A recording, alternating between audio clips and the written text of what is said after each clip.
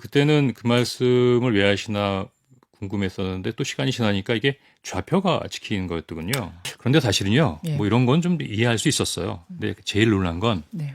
와, 우리나라에서 판매 부수가 제일 많은 메이저 언론이 참전하는 거예요.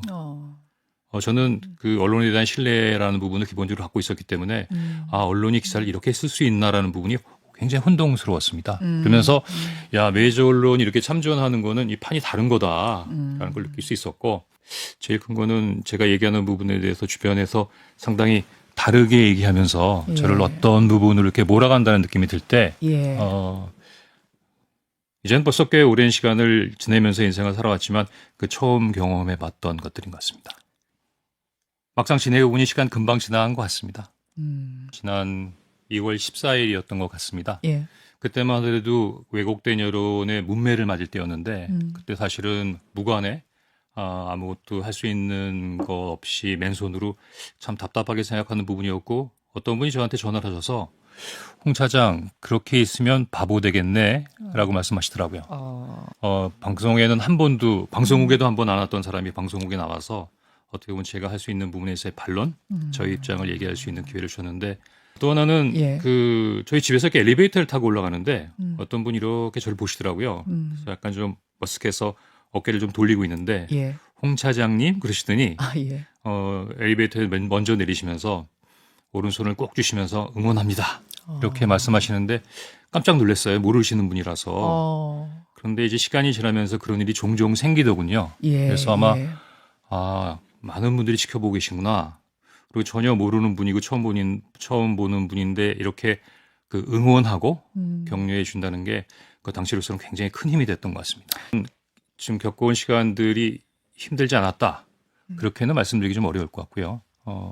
단편적으로 어떤 거를 겪을 때는 잘 몰랐는데 예. 이제 시간이 좀 지나서 이렇게 쭉 돌아보니까 발견되는 부분이 하나 있어요. 이게 조금 좀 설명을 드리면 예. 저의 그 계엄의 123일, 탄핵의 111일은 이렇게 시작합니다. 사실 12월 6일 날 국회 정보위에서 정보위원장실에서 12월 3일 날 있었던 이야기들을 제가 쭉 설명하면서 그렇죠. 시작이 되죠. 예. 일부에서는 제가 뭐 어떤 특정 정당에게 뭔가를 제공한 것처럼 자꾸 얘기하는데 그때 그 자리에 신성범 국힘 정보위원장이 계셨고 국민의힘. 또 양당 정보위 간사 다 계셨고요. 예. 그리고 잘 모르시는 분들이 많던데 조금 늦게 도착을 하셨지만 그 자리에 조태용 원장도 같이 계셨어요. 제 옆자리에. 전반적으로 제가 국회정보에 어떤 브리핑을 했는지를 잘 알고 계시고 이제 조금 그 다음부터 당황스럽고 놀라게 되는 일들이 반복해서 생깁니다. 그게 정보위원장 브리핑이 끝나고 난 다음에 조태용 원장이 정보위원장실 앞에서 예. 모여있던 기자들한테 자청해서 기자회견을 하세요. 예. 사실은 참 그런 일이 그동안은 좀 보기 힘든 일이었는데 그 기자회견의 세 가지 포인트는 첫 번째는 대통령께서 정치인 체포 지시하지 않았다. 두 번째는 내 명예를 걸고 홍장원 차장으로부터 보고받은 거 없다. 세 번째는 홍장원 차장이 정치 중립 의무를 위반했기 때문에 경질을 인사 제청했다 대통령에게. 세 가지 포인트로 얘기하셨는데 세월이 지나서 그때 이야기를 가만히 되짚고 보면 예. 여러 가지 생각이 많이 들죠. 근데 그거 왜 그런 말씀을 하셨는지 처음에 몰랐어요. 지금은 뭐라고 근데 생각하세요? 그 다음날 예. 시민단체에서 고발을 해요. 예. 그 다음날 검찰에서 시민단체가 고발한 정치중립 의무 위반 혐의로 예. 피의자로 소환하니 몇 시에 외토실로 오십시오라는 통보를 받게 됐습니다. 당황스러웠지만 왜 그러는가 보다는 충분히 이해할 수 있었고 그 이후에 검찰, 경찰, 특수부, 공수처 쭉 조사가 진행됩니다.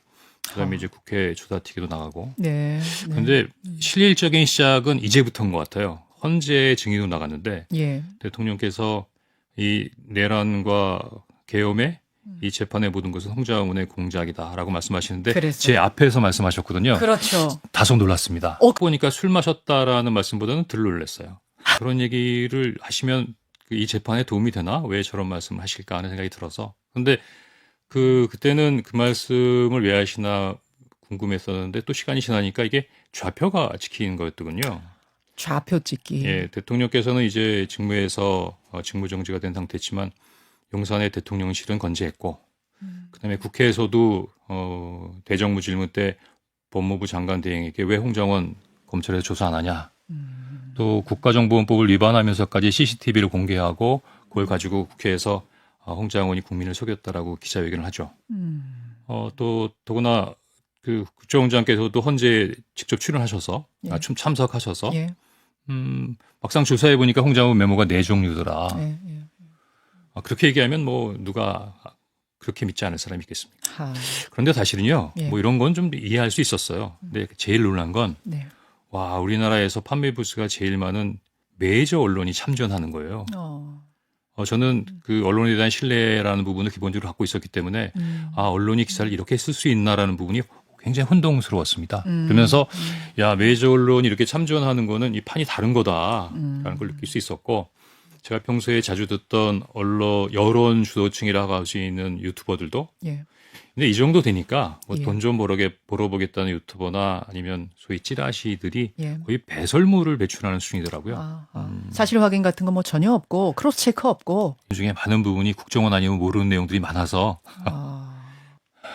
진정 욕하면 안 됩니다. 예. 그래서 이제 단편적인 부분을 쭉 연결해 보니까 이게 도미니어처럼 짜고 치는 건가? 그러면서 제가 최근에 이제 한번 이렇게 쭉 리뷰를 해보면서 이게 권력과 정권에 있어서의 어떤 카르텔인가 하는 생각이 들었죠.